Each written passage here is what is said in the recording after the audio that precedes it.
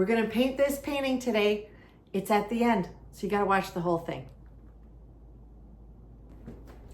The first thing that I have to do today is do a palette. I have made a mess again, and I have to clean and strip the palette. I do this a lot, don't I? I do a lot of peeling of my palette, but today I have to get a new palette ready to do the embellishing, to start the original, and the 12 by 12s that I need to get started for my show in November 29th.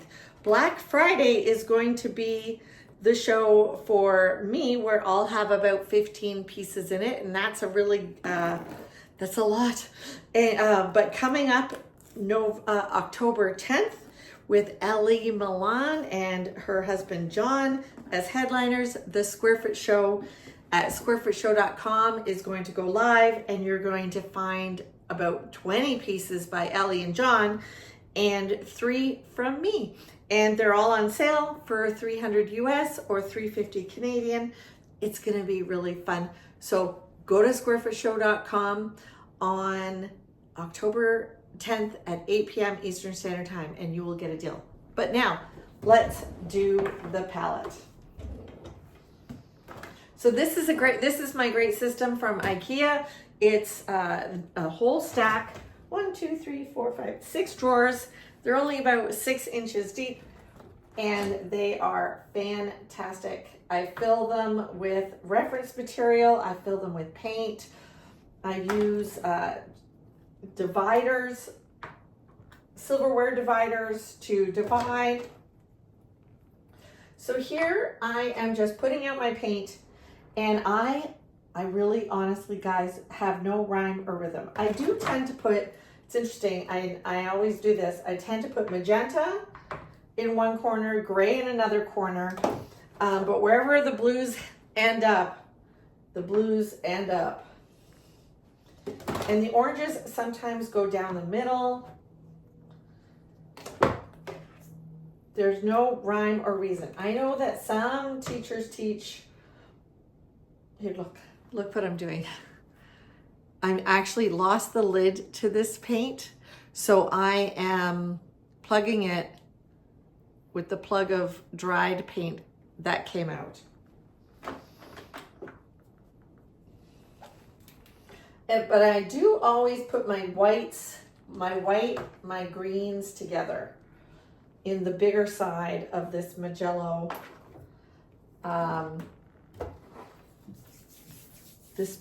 palette. So let me find. The thing that I hate the most about doing my palette is the fact that I absolutely, here, you know what? I'm gonna raise me up a little bit so you don't just look at my head. I think you can still see. Yeah, you can. Is getting my hands all gummy. I really hate it. I never, ever was a potter. I took a class in pottery, and I just never liked it. Oh geez, this one is all gummed up. So see, this is going to take me forever to get this all out of my nails. Oh well, life of a painter.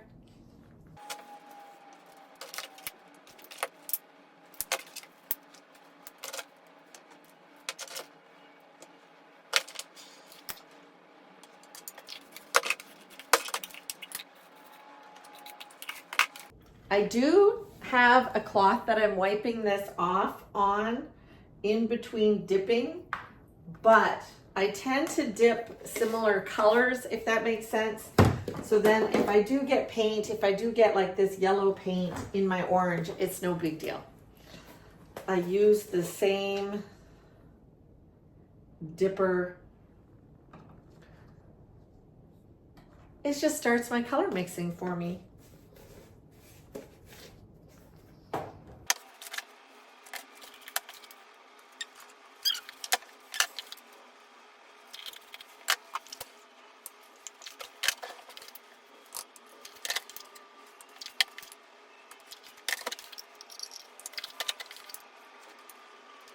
Sometimes I find in the big tubs If I haven't screwed it on, the lid on properly, it's starting to get thick. Some of it is very heavy bodied to begin with, but it starts to get thick.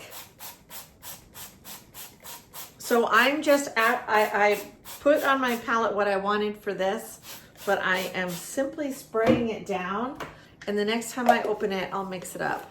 So hopefully that will keep it from continuing to thicken. I use a lot of white. So white gets a prime spot. There's 3 bigger spots over here. And I use a lot of green gold. So green gold gets a very big spot. And then I think I've got it all, but you know what'll happen? It's kind of like muscle memory. I'll go for a color, and if I don't have it on my palette, I'll realize when I'm going for the color that it's not there. So I think I've got everything on here. And so now I can get to painting.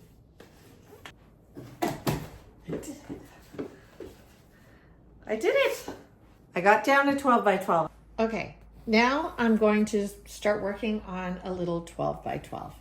And 12 by 12s are so fun, and I'm doing them, like I said, for my next square foot show, which is November 29th, my personal curated one, where I have invited the artists that are showing with me.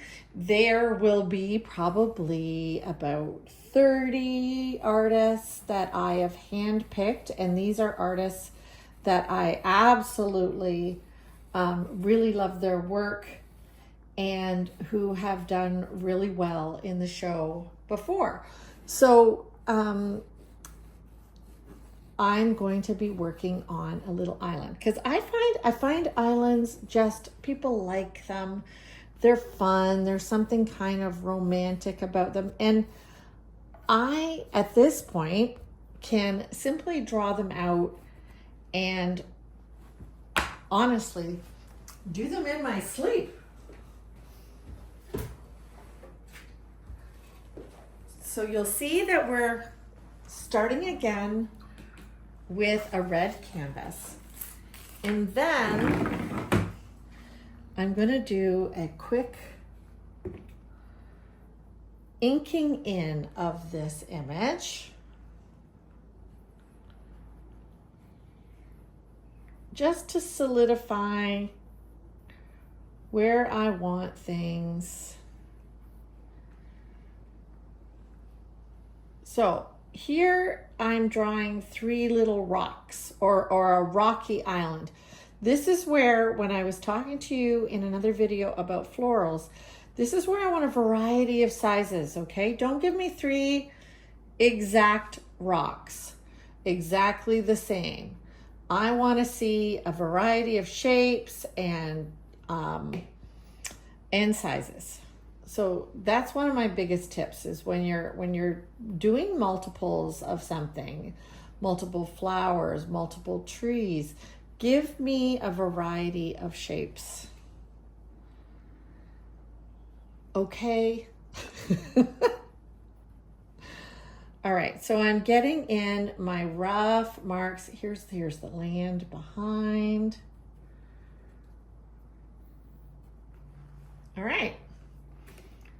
And let's see, what do I want that water? Do I want it to have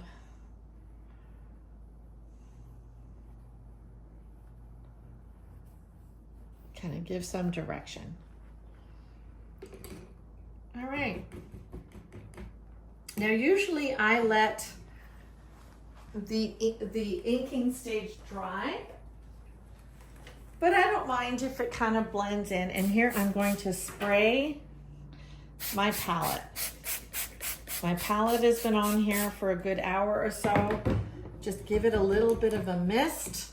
I need some fresh water. Oh, you can see it's all drippy there. I accidentally sprayed my canvas.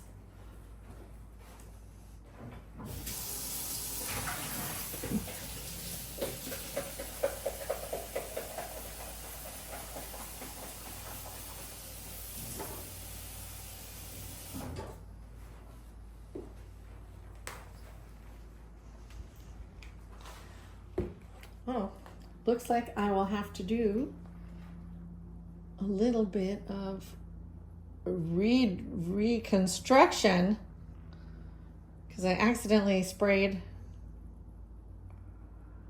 There we go. Abstract art. Maybe I'll have to add that in. Oh gosh. Okay, I'm gonna wave it around. Use some paper towel. I got paper towel here. I'll blot it. Painting in action, that's what you're getting here. If you haven't already, please like and subscribe. And we will just continue to have some fun, make mistakes, and learn some stuff together. Okay. So I'm going to start here by working the darks.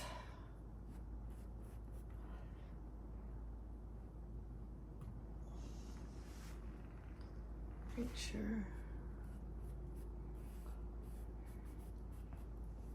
So here we go. Let's see, maybe I can put this, turn this a little bit for you. Is that a better view? That might be.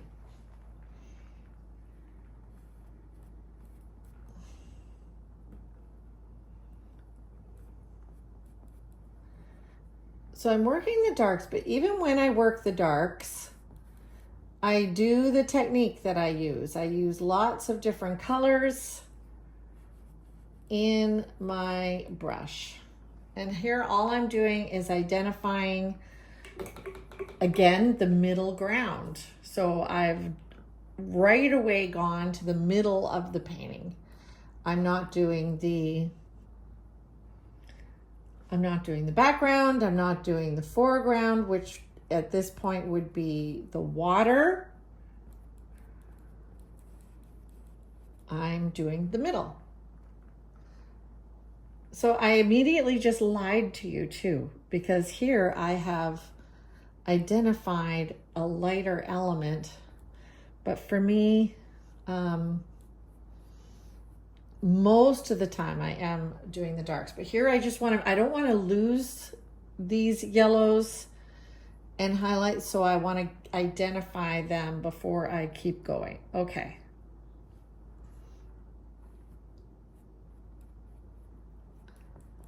So putting in a few of the branches that are in the background. Now, if I identify these branches as dark, that right away means that the tree line that's back there, I'm going to add some contrast and it'll probably be a little bit lighter or a lot lighter. So then if that tree line back there, I'm already deciding it's going to be lighter, that means I need to know that the trees that are actually on the island at the edges here are darker so that I can get that contrast. Do you get what I'm saying? Maybe what I'll do here,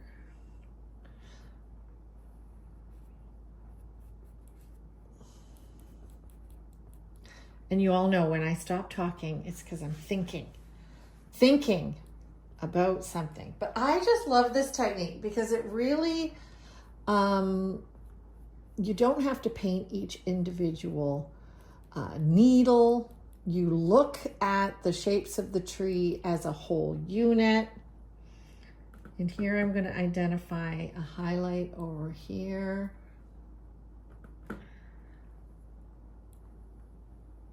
With a bit of a lighter color. So I'm just building the composition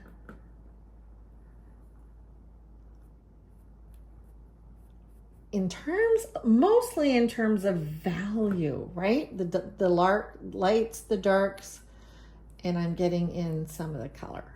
Okay, so I've sort of identified where the main trees are.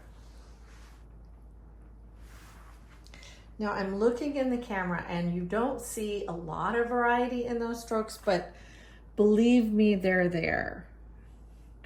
And I'm seeing right away 1, 2, 3 evenly divided spaces.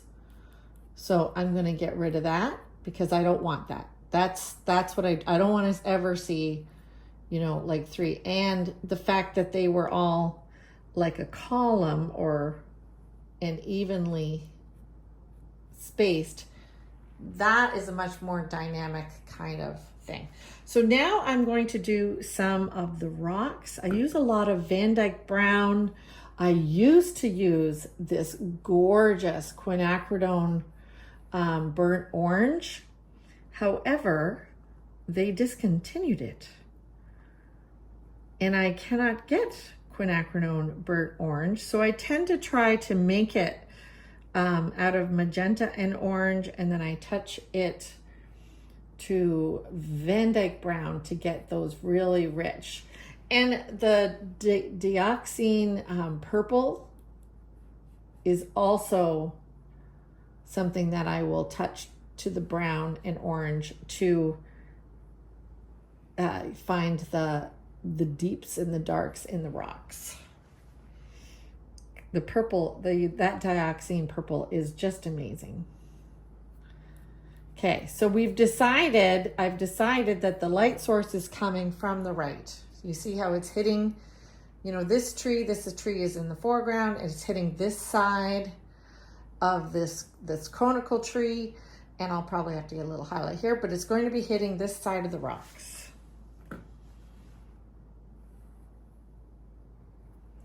These are really quick little studies.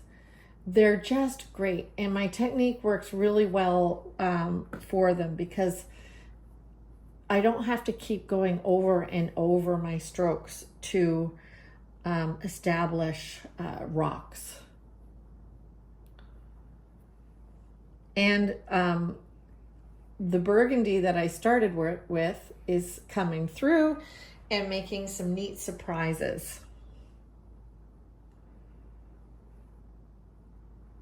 Here, I want to add a little bit more ochres and things like that to that. Now, these rocks back in here wouldn't have as much light on them. So these are going to be a little less highlighted. All right, and then let's get rid of all that light, and I just love it. Love it. Okay.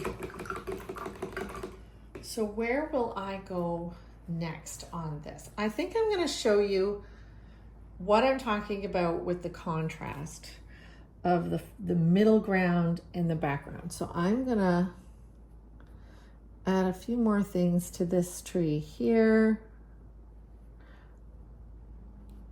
Again, making sure that none of the divisions are equal. And then I'm going to pull a lighter green. And let's just go for it. So I'm going to use a green, gold, and parchment. And I'm going to, and a little bit of white, and I'm going to tuck in a little bit slowly. Now that's a little too light, so let's pull some more green.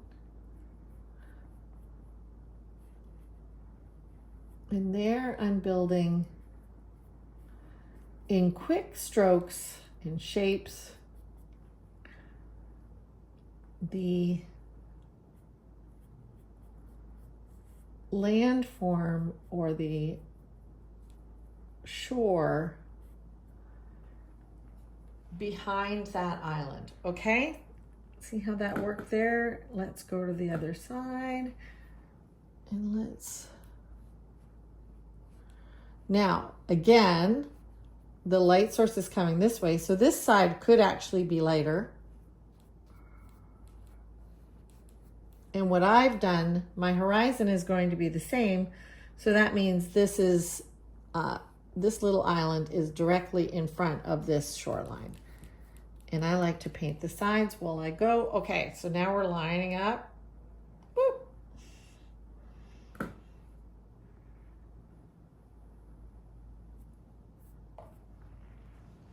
Okay, and there's always a bit of a darker ridge at the bottom of that shoreline where it meets the water.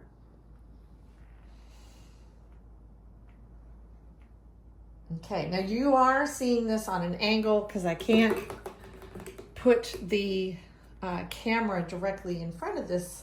So you are kind of seeing it on an angle, but trust me, I've made the horizon line go straight across. And it's a little bit below, halfway would be here, but because this is my central focus, I don't really need to worry about where that horizon line is, but just it is a little lower, not exactly 2/3, but a little lower. But this strong line here kind of gives that 2/3 to 1/3 division. Okay, so now for a lot of fun, I love to start building out the sky and to make the tree glow.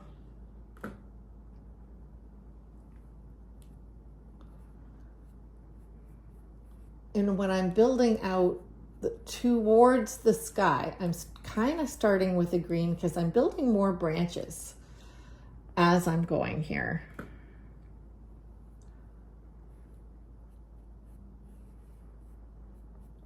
As I'm going into towards painting the sky.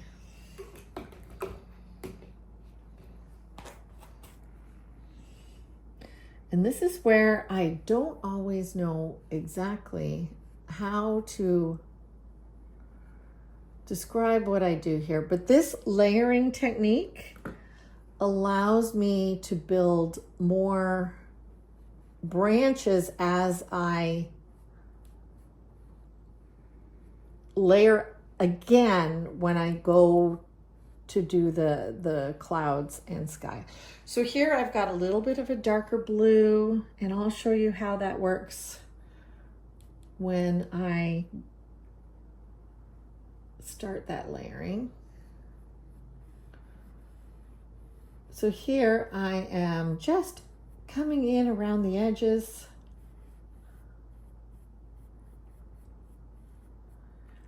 To start my sky kind of growing out and up.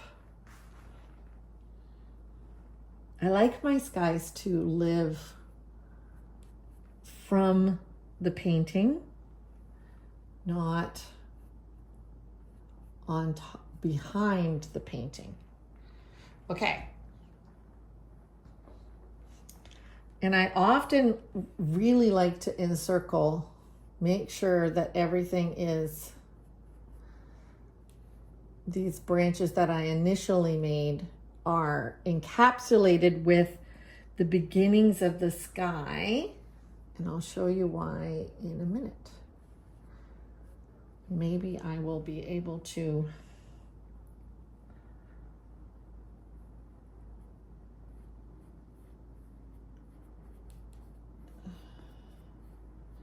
and I'm doing the same thing on, maybe I will be able to articulate that for you.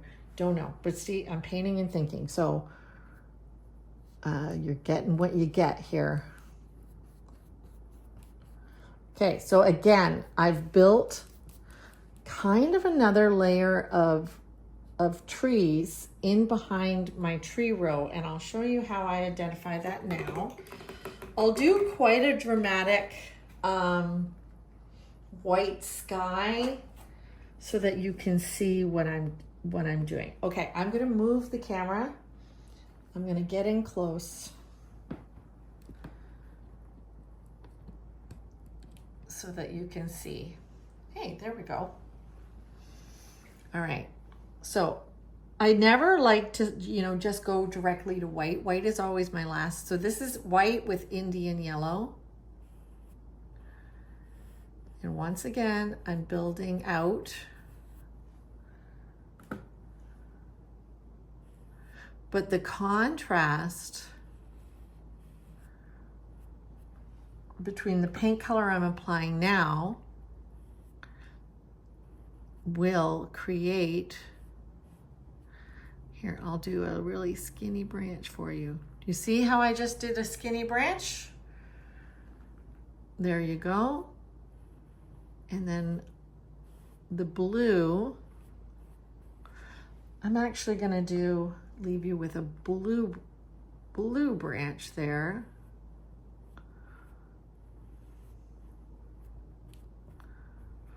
And let's do, as we do this,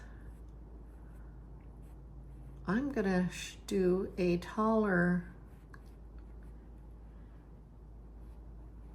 tree over here.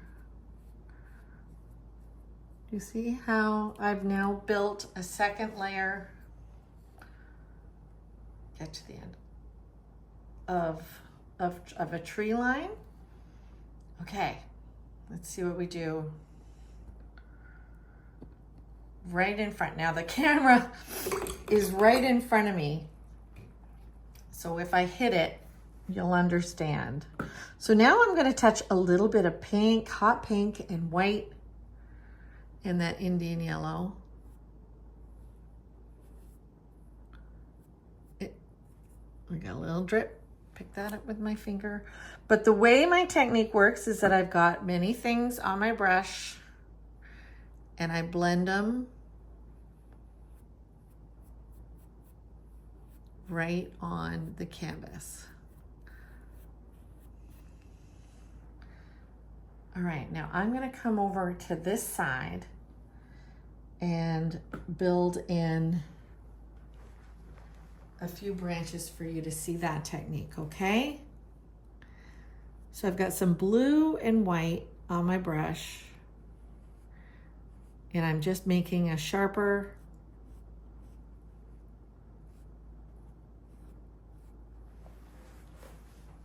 I'm slowing down a little bit, making a sharper distinction.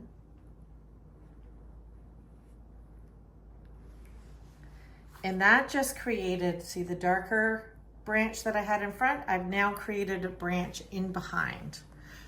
And then I think what I'll do here, like that. And you see how those branches are being built? Isn't that fun? So let me get in here.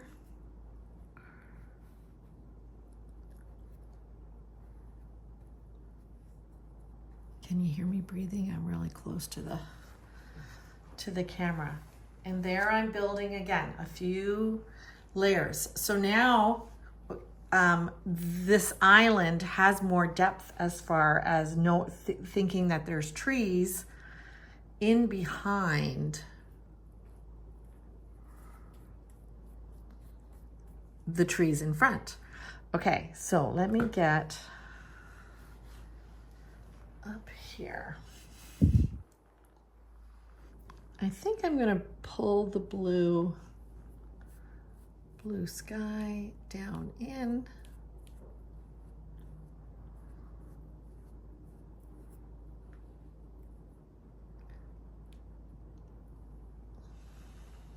Do I like that? I'm not sure.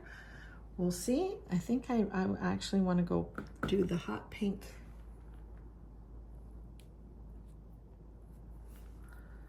There we go. That gives a little bit of life. Gives a little bit of life up there. All right, let me finish along the top of the tree line here. This is a little bit of pink, a little bit of hot pink, a little bit of blue. And see how that hot pink just created a little outline? I love it. I'm gonna leave it. And so now we've got kind of a sunset almost look. So I'm going to throw a little bit over there and I'll back you back up.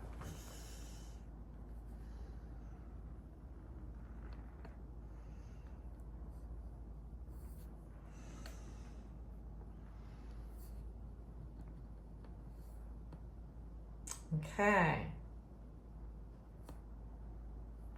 Back you back up just a little bit more.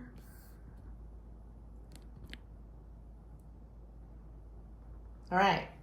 So now I'm just going to have a lot of fun with this sky.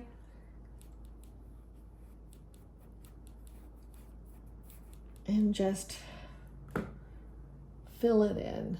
Do I want a little more blue? Do I want it to be mostly a pink sky? Don't know yet. I do find that eventually, like over by the tree, eventually I want to go horizontal with a stroke. It kind of identifies, you know, the horizon and the sky. And then let's do this side.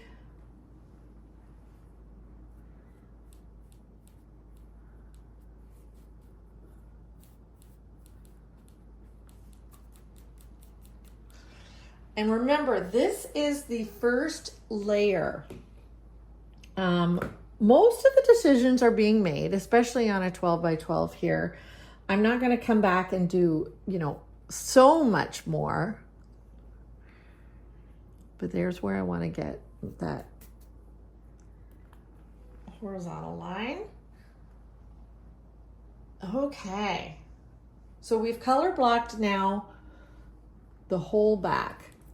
And if I was being, you know, diligent, I'd go along and paint the sides as I'm going. And I do like to do that.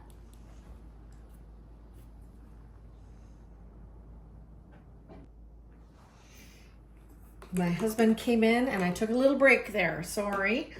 Okay, so now I'm going to work on the water. And remember, again, the light is coming from this side. So this side is going to be a little darker.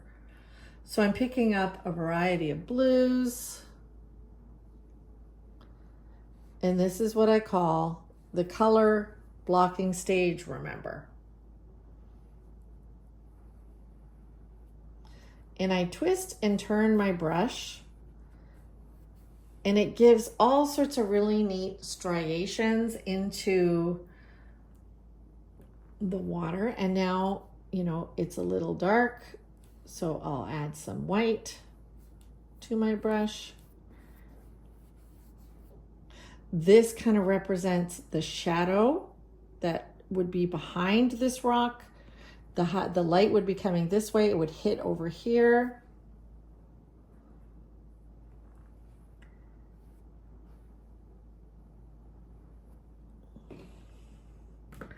I love doing water. I find twisting and turning the brush a great way to do it. And again, I pick up many different colors, including teals or greens. Oh, I got a little leak there.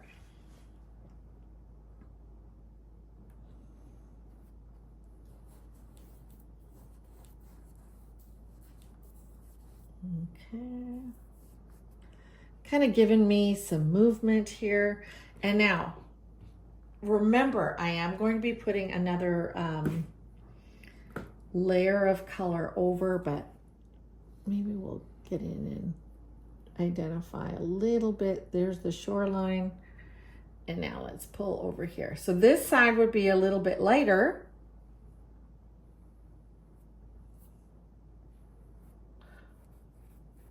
Because the light is over here. So oh, nice. We did a wave hitting the shore. And we would have a bit of shadow in here, right? And the shadow can kind of echo the dark part of the rock.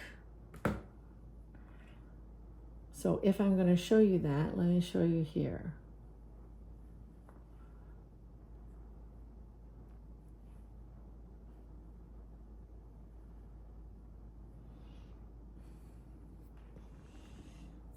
kind of echoing that shape. So now we'll get some real lights over here. And you can go with a bigger brush here if you were so inclined. And we are creating lots and lots of movement at this point. And here where when I touched my canvas, it touched some yellow, so it's created some green, and I'm okay with that. So here we've got our lights coming in here. When I come in to work on this, again, this will all dry a little darker, and it'll kind of indicate to me where I want some things. So here, now it's kind of, we're gonna have a little more fun. And let's put another little yellow bush in here. And that yellow bush would have a lighter yellow side, right? Because the sky's coming this way. And then this yellowy orange has a lighter side too.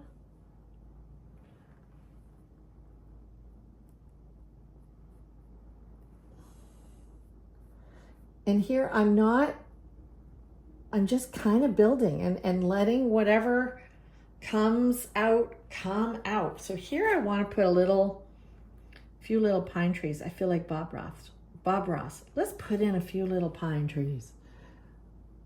So just using my brush and pulling down, I'm identifying a few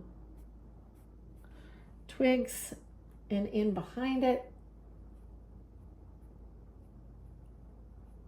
you know, I'm going to give it some leaves. See that? Okay, that's really fun.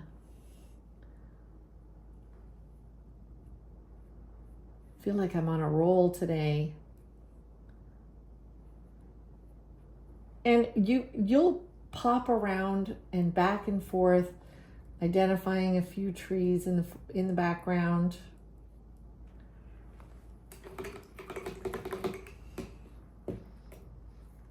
Okay, and then tomorrow I will finish this. But here, let me pull this around so that you can see what I've done. So see, some of the darks are really, really dark, but I'm loving what I'm seeing in the camera here. What do you think? This will be available November 29th. Now, normally, if you want this, I sell these paintings for $600. 600 Canadian. November 29th, they will be $350 at the square foot show. Am I talking about that ad nauseum? But you know what? It's before Christmas and things are coming up. But hey, what fun, what movement. And you saw, I simply smushed my brush around. Okay, that was fun. That was so fun. I feel really energized. Painting always does that for me. Painting always gives me more energy. Like now I can go out and weed my entire garden or do something else, or even start another 12 by 12. So again, tomorrow I'm gonna let it dry today. I'll do some edges and things now. And tomorrow I will do some finishing strokes on this painting. But I hope you enjoyed a day in the life. Do something artsy in your life. We'll see you in the next video.